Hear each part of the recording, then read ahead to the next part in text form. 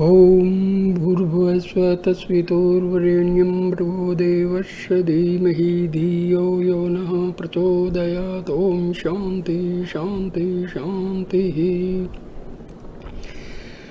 Namaskar my dear friends, this is sixth video about Swami Vivekananda's inspired talks given at Thousand Island Park. So the last paragraph in the fifth video was, does seeing depend upon our own efforts or does it depend upon something outside? It depends upon ourselves. Our efforts take off the dust. The mirror does not change. There is neither knower, knowing, nor known. He who knows that he does not know, he knows it. He who has a theory knows nothing.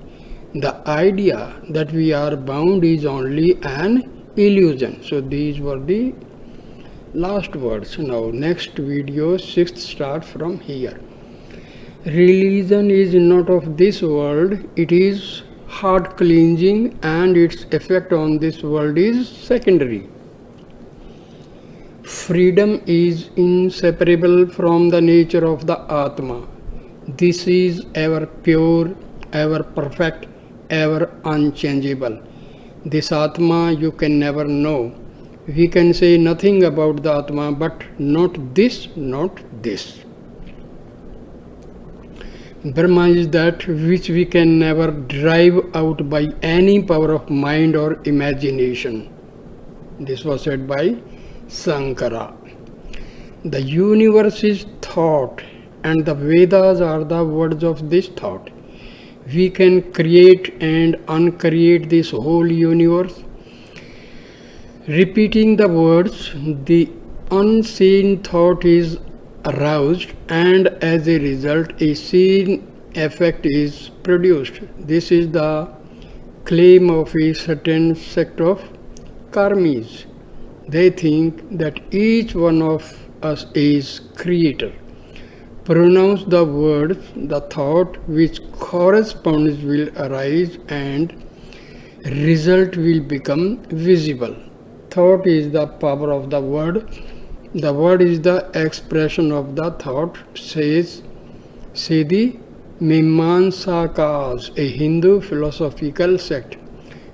Saturday, July 13th. Everything we know is a compound and all sense knowledge comes through analysis. To think the mind is a simple, single or independent is dualism. Philosophy is not got by studying books. The more you read books, the more muddled becomes the mind. The idea of thinking philosophers was that the mind was a simple, and this led them to believe in free will. Psychology, the analysis of the mind, shows the mind to be a compound, and every compound must be held together by some outside force. So, the will is bound by the combination of outside force. Man cannot even will to eat unless he is hungry. Will is subject to desire, but we are free. Everyone feels it. The agnostic says this idea is a delusion. Then how prove the world? Its only proof is that we all see it and feel it, so just as much we all feel freedom. If universal conscience affirms this word, then it must be accepted as affirming the freedom. But freedom is not of the will as it is. The constitutional belief of man is freedom is the basis of all reasoning. Freedom is of the will as it was before it became bound. The very idea of free will shows every moment man's struggle against bondage. The free can be only one, the unconditioned, the infinite, the unlimited. Freedom in man is in a way memory and attempt towards freedom. Everything in the universe is struggling to complete its circle to return to its source, to return to its only real source, that is Atma. The search for happiness is a struggle to find the balance, to restore the equilibrium. Morality is struggle of the bound will to get free and is the proof that we have come from perfection. The idea of duty is the midday sun of misery scorching the very soul.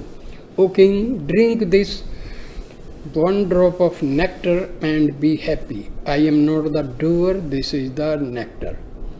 Let there be action without reaction. Action is pleasant, all misery is reaction. The child puts its hand in the flame, that is pleasure. But when its system reacts, then comes the pain of burning. When we can stop that reaction, then we have nothing to fear. Control the brain and do not let it read the record. Be the witness and do not react. Only thus can you be happy. The happiest moments we ever know are when we entirely forget ourselves. Work of your own free will, not free from duty. We have no duty. This world is just a gymnasium in which we play. Our life is an eternal holiday. The whole secret of existence is to have no fear. Never fear what will become of you.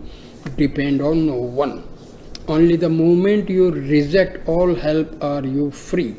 The full sponge can absorb no more. Even fighting in self-defense is wrong, though it is higher than fighting in aggression. There is no righteous indignation, because indignation comes from not recognized sameness in all things. Sunday, July 14th. Philosophy in India means that through which we see God, the rationale of religion. So no Hindu would ever ask for a link between religion and philosophy. Concrete, generalized, abstract are the three stages in the process of philosophy. The highest abstraction in which all things agree is the one. In religion we have first symbols and forms, next mythology, and last philosophy. The first two are for the time being. Philosophy is the underlying basis of all, and the others are only stepping stones in the struggle to reach the ultimate. In Western religion, the idea is that without the New Testament and Christ, there could be no religion. A similar belief exists in Judaism with regard to Moses and the prophets, because these religions are dependent upon mythology only. Real religion, the highest, rises above mythology, it can never rest upon that.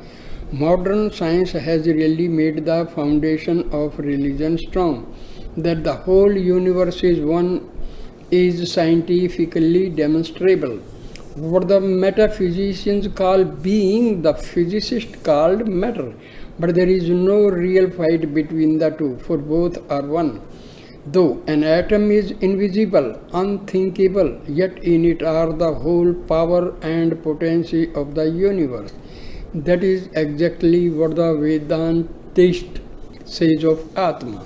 All sects are really saying the same thing in different words. Vedanta and modern science both posit a self-evolving cause. In itself are all the causes. Take for example, the potter shaping a pot. The potter is the primal cause, the clay the material cause, and the wheel the instrumental cause. But the Atma is all three. Atma is cause and manifestation too. The Vedantist says the universe is not real, it is only apparent. Nature is God seen through nescience. The pantheists say God has become nature or this world. The Advaitists affirm that God is appearing as this world, but He is not this world. We can only know experience as a mental process, a fact in the mind as well as a mark in the brain. We cannot push the brain back or forward, but we can the mind. It can stretch over all time, past, present, and future, and so facts in the mind are eternally preserved. All facts are already generalized in mind, which is omnipresent. Kant's great achievement was the discovery that time, space, and causation are modes of thought. But Vedanta taught this age ago and called it Maya. Schopenhauer stands on reason only and rationalizes the Vedas. Sankara maintained the orthodoxy of the Vedas. Treeness, or the idea of tree, found out among trees is knowledge, and the highest knowledge is one. Personal God is the last generalization of the universe, only hazy, not clear-cut and philosophic. As the entire creation existing in space, time and causation can never exist beyond mind or memory, manifesting itself as thinking, feeling, and willing. Therefore, the whole of space, time, and causation must have to be in it. Hence, mind is omnipresent. Individual mind is a portion of the omnipresent or universal mind, almost shut up in a body like a gulf or a bit of the ocean, mostly surrounded by land, leaving a narrow opening which joins it to the ocean. Unity is self-evolving, out of which everything comes. Physical science is to find out facts. Metaphysics is the thread to bind the flowers into a bucket. Every abstraction is metaphysical. Even putting manure at the roof of a tree involves a process of abstraction. Religion includes the concrete, the more generalized, and the ultimate unity. Do not stick to particularization.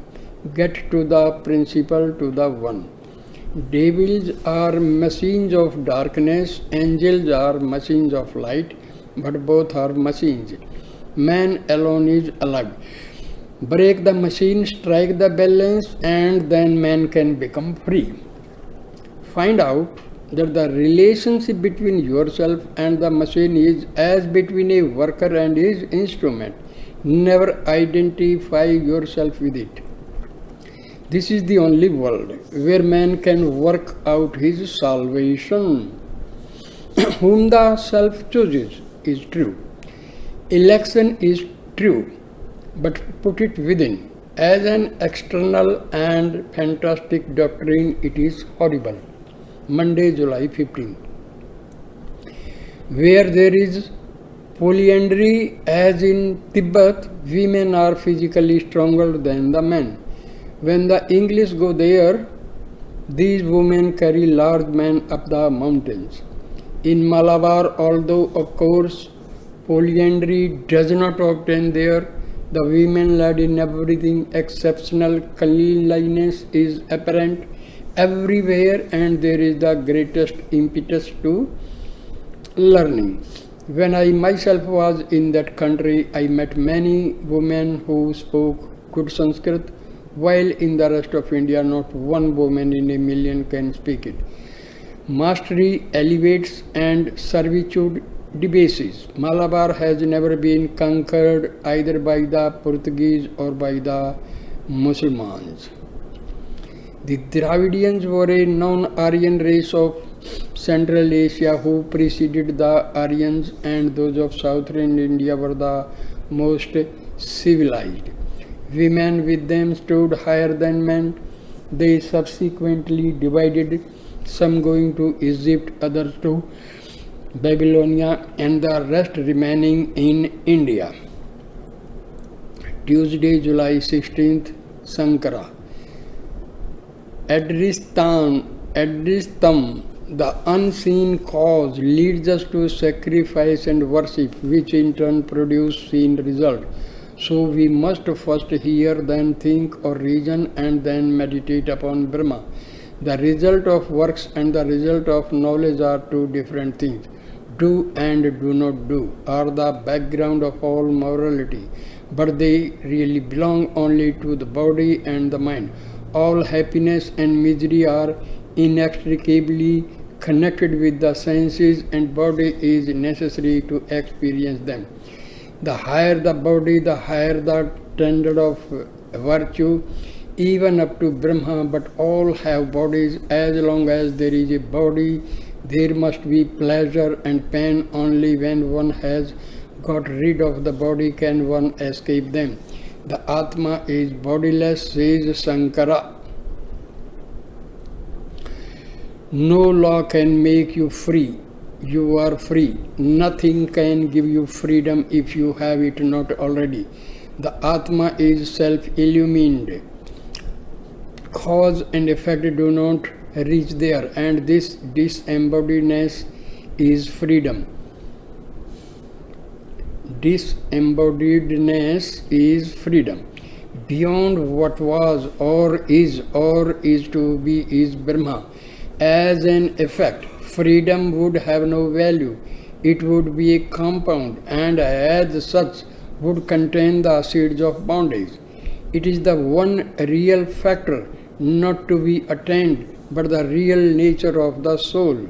Work and worship, however, are necessary to take away the veil, to lift off the bondage and illusion. They do not give us freedom, but all the same, without effort on our part, we do not open our eyes and see what we are. Sankara says further that Advaita Vedanta is the crowning glory of the Vedas, but the lower Vedas are also necessary because they teach work and worship, and through these many come to the Lord. Others may come without any help, but Advaita, work and worship lead to the same result as Advaita. Books cannot teach God, but they can destroy ignorance. Their action is negative. To hold to the books and at the same time open the way to freedom is Sankara's great achievement. But after all, it is a kind of hair splitting. Give man first the concrete, then raise him to the highest by slow degree. This is the effort of the various religions and explains their existence and why each is suited to some stage of development. The very books are part of the ignorance they help to dispel. Their duty is to drive out the ignorance that has come upon knowledge. Truth shall drive out untruth. You are free and cannot be made so long as you have a creed, you have no God. He who knows he knows nothing. Who can know the knower? There are two eternal facts in existence, God and the universe. The former unchangeable, the latter changeable. The world exists eternally. Where your mind cannot grasp the amount of change, you call it eternity. You see the stone or the bas relief on it, but not both at once, yet both are one. Can you make yourself at rest even for a second? All yogis say you can. The greatest sin is to think yourself weak. No one is greater. Realize you are Brahma. Nothing has power except what you give it. We are beyond the sun, the stars, the universe. Teach the goodhood of man. Deny evil. Create none. Stand up and say, I am the master of all. We forge the chain and we alone can break it. No action can give you freedom. Only knowledge can make you free. Knowledge is irresistible. The mind cannot take it or reject it. When it comes, the mind has to accept it. So it is not a work of the mind only. Its expression comes in the mind. Work or worship is to bring you back to your own nature. It is an entire illusion that the self is the body. So even while living here in the body, we can be free. The body has nothing in common with the self. Illusion is taking the real for the unreal, not nothing at all. Wednesday, July 17th. Ramanuja divides the universe into Chit, Achit and Ishvara, man, nature and God, conscious, subconscious and the superconscious. Sankara, on the contrary, says that Chit, the soul, is the same as God. God is truth, is knowledge, is infinity. These are not qualities. Any thought of God is a qualification, and all that can be said of him is Om Tat Sat. Sankara further asks, can you see existence separate from everything else? Where is the differentiation between two objects? Not in sense perception, else all would be one in it. We have to perceive in sequence. In getting knowledge of what a thing is, we get also something which it is not. The differentiate are in the memory and are got by comparison with what is stored there. Difference is not in the nature of thing, it is in the brain. Homogeneous one is outside, differentiate are inside, in the mind. So the idea of many is the creation of the mind. Differentiate become qualities when they are separate, but joined in one object. We cannot say positively what differentiation is. All that we see and feel about things is pure and simple existence, isness. All else is in us. Being is the only positive proof we have of anything. All differentiation is really secondary reality. As the snake in the rope, because the serpent too had a certain reality in that something was seen, although misapprehended. When the knowledge of the rope becomes negative, the knowledge of the snake becomes positive, and vice versa. But the fact that you see only one does not prove that the other is non-existent. The idea of the world is an obstruction covering the idea of God and is to be removed, but it does have an existence. Sankara says again, perception is the last proof of existence. It is self-effulgent and self-conscious, because to go beyond the sense, we should still need perception. Perception is independent of the senses of all instruments, unconditioned. There can be no perception without consciousness. Perception has self-luminosity, which in a lesser degree is called consciousness. Not one act of perception can be unconscious. In fact, consciousness is the nature of perception. Existence and perception are one thing, not two things joined together. That which needs no cause is infinite, so as perception is the last proof of itself, it is eternal. It is always subjective. Perception itself is its own perceivable. Perception is not in the mind, but perception brings mind. It is absolute, the only knower, so perception is really the Atma. Perception itself perceives, but the Atma cannot be knower, because a knower becomes such by the action of knowledge. But Sankara says this Atma is not I, because the consciousness I am, Aham, is not in the Atma. We are but the reflections of that Atma and Brahma are one. When you talk and think of the absolute, you have to do it in the relative. So all these logical arguments apply. In yoga, perception and realization are one.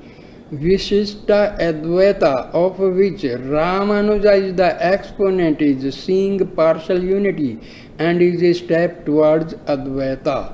Vishishtatam means differentiation. Prakriti is the nature of the world and the change comes upon it. Changeful thoughts expressed in changeful words can never prove the absolute. You reach only something that is minus certain qualities, not Brahma itself, only a verbal unification, the highest abstraction, but not the non-existence of the relative. Thursday, July 18th. The lesson today was mainly Shankara's argument against the conclusions of the Sankhya philosophy. The Sankhyas say that consciousness is a compound, and beyond that, the last analysis gives the Purusha witness, but that there are many Purushas, each of us is one. Advaita, on the contrary, affirms that Purushas can be only one, that Purusha cannot be conscious, unconscious, or have any qualification, for either these qualities would bind or they would eventually cease. So the one must be without any qualities, even knowledge, and it cannot be the cause of the universe of anything. In the beginning, existence only, one without a second, says the Vedas. The presence of sattva with knowledge does not prove that sattva is the cause of knowledge. On the contrary, sattva calls out what was already existing in man, as the fire heats an iron ball placed near it by arousing the heat latent in it, not by entering into the ball. Shankara says, knowledge is not a bondage because it is the nature of God. The world ever is, whether manifested or unmanifested, so an eternal object exists.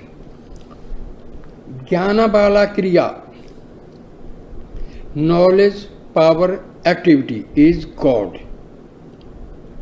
Nor does he need form, because the finite only needs form to interpose as an obstruction to catch and hold infinite knowledge. But God really needs no such help. There is no moving soul, there is only one Atma. Jiva, individual soul, is the conscious ruler of this body, in whom the five life principles come into unity, and yet the very Jiva is the Atma, because all is Atma. What you think about it, it is your delusion and not in the Jiva. You are God, and whatever else you may think is wrong. You must worship the self in Krishna, not Krishna as Krishna. Only by worshipping the self can freedom be won. Even personal God is but the self objectified. Intense search after my own reality is bhakti, says Shankara. All the means we take to reach God are true. It is only like trying to find the pole star by locating it through the stars that are around it. The Bhagavad Gita is the best authority on Vedanta. Friday, July 19th. So long as I say you, I have the right to speak of God protecting us. When I see another, I must take all the consequences and put in the third, the idea which stands between us, that is the apex of the triangle. The vapor becomes snow, then water, then Ganges. But when it is vapor, there is no Ganges, and when it is water, we think of no vapor in it. The idea of creation or change is inseparably connected with will. So long as we perceive this world in motion, we have to conceive will behind it. Physics proves the utter delusion of the senses. Nothing really is as we see, hear, feel, smell, taste it. Certain vibrations producing certain results affect our senses. We know only relative truth. The Sanskrit word for truth is isness, Sat. From our present standpoint, this world appears to us as will and consciousness. Personal God is as much an entity for himself as we are for ourselves, and no more. God can also be seen as a form, just as we are seen. As men, we must have a God. As gods, we need none. This is why Sri Ramakrishna constantly saw the Divine Mother ever present with him, more real than any other thing around him. But in Samadhi all went but the self. Personal God comes nearer and nearer until he melts away, and there is no more personal God and no more I. All is merged in self. Consciousness is a bondage. The argument from design claims that intelligence precedes form, but if intelligence is the cause of anything, it itself is in its turn and effect. It's Maya. God creates us and we create God, and this is Maya. The circle is unbroken. Mind creates body and body creates mind, and the egg brings the chicken the egg, the tree, the seed, the tree. The world is neither entirely differentiated nor yet entirely homogeneous. Man is free and must rise above both sides. Both are right in their place, but to teach truth, isness, we must transcend all that we now know of existence, will, consciousness, doing, going, knowing. There is no real individuality of the jiva, separate soul. Eventually it, as a compound, will go to pieces. Only that which is beyond further analysis is simple, and that alone is truth, freedom, immortality, bliss. All struggles for the preservation of this elusive individuality are really vices. All struggles to lose this individuality are virtues. Everything in the universe is trying to break down this individuality, either consciously or unconsciously. All morality is based upon the destruction of separateness or false individuality, because that is the cause of all sin. Morality exists first, late religion codifies it. Customs come first and then mythology follows to explain them. While things are happening, they come by a higher law than reasoning that arises later in the attempt to understand them. Reasoning is not the motive power, it is chewing the cud. Afterwards, reason is the historian of the actions of human beings. Buddha was a great Vedantist, for Buddhism was really only an offshoot of Vedanta, and Sankara is often called a hidden Buddhist. Buddha made the analysis, Sankara made the synthesis out of it. Buddha never bowed down to anything, neither Veda nor caste nor priest nor custom. He fearlessly reasoned so far as reason could take him. such a fearless search for truth, and such a love for every living thing the world has never seen. Buddha was the Washington of the religious world. He conquered a throne only to give it to the world, as Washington did to the American people. He sought nothing for himself. Perception is our Saturday, July 20th. Perception is our only real knowledge or religion. Talking about it for ages will never make us know our soul. There is no difference between theories and atheism. In fact, the atheist is the truer man. Every step I take in the light is mine forever. When you go to a country and see it, then it is yours. We have each to see for ourselves. Teachers can only bring the food. We must eat it to be nourished. Argument can never prove God save as a logical conclusion. It is impossible to find God outside of ourselves. Our own souls contribute all the divinity that is outside of us. We are the greatest temple. The objectification is only a faint imitation of what we see within ourselves.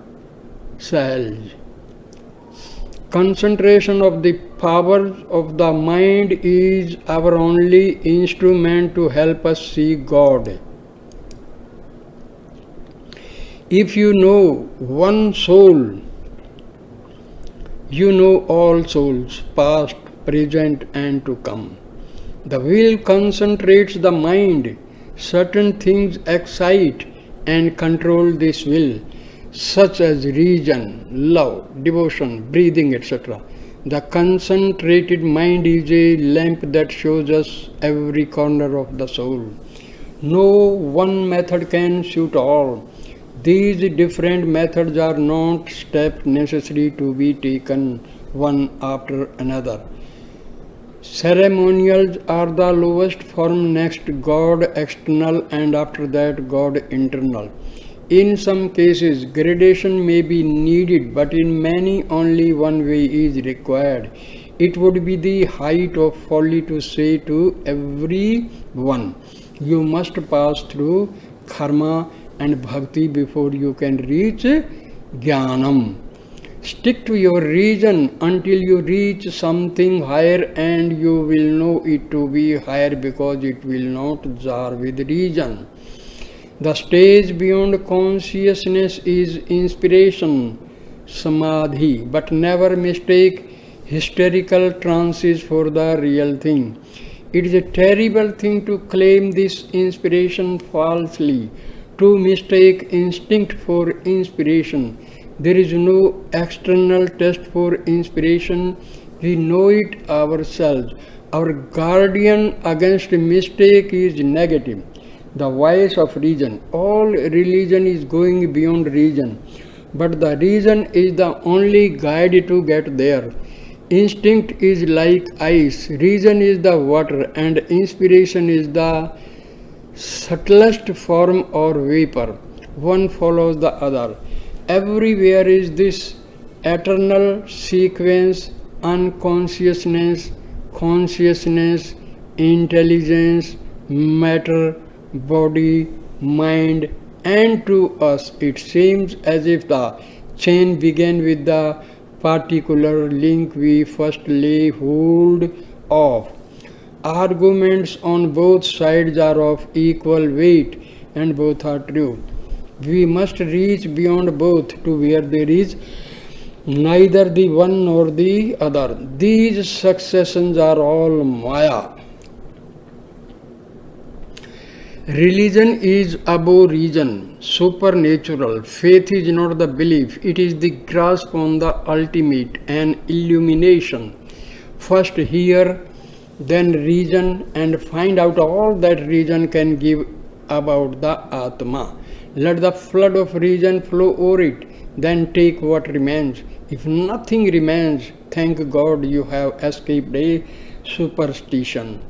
When you have determined that nothing can take away the Atma, that it stands every test, holds fast to this and teach it to all. Truth cannot be partial, it is for the good of all. Finally, in perfect rest and peace, meditate upon it, concentrate your mind upon it, make yourself one with it. Then no speech is needed. Silence will carry the truth. Do not spend your energy in talking,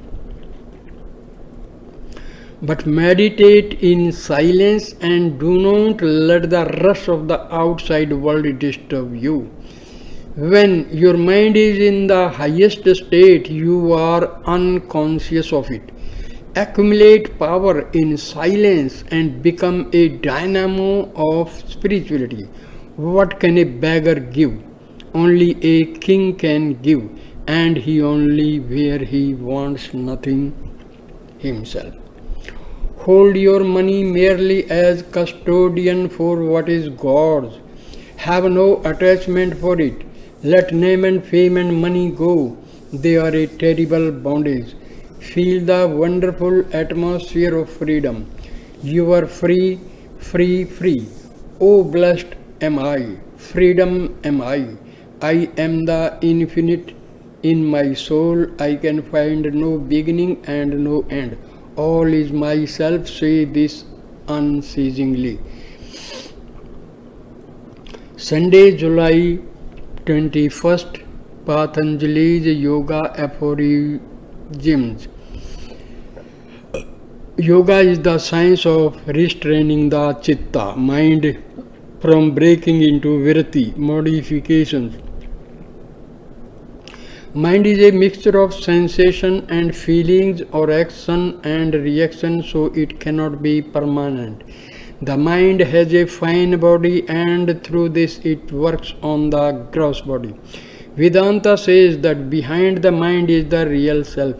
It accepts the other two, but possible a third and eternal, the ultimate, the last analysis, the unit where there is no further compound.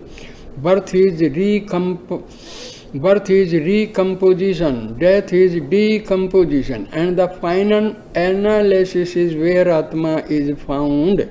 There being no further division possible, the perduring is reached.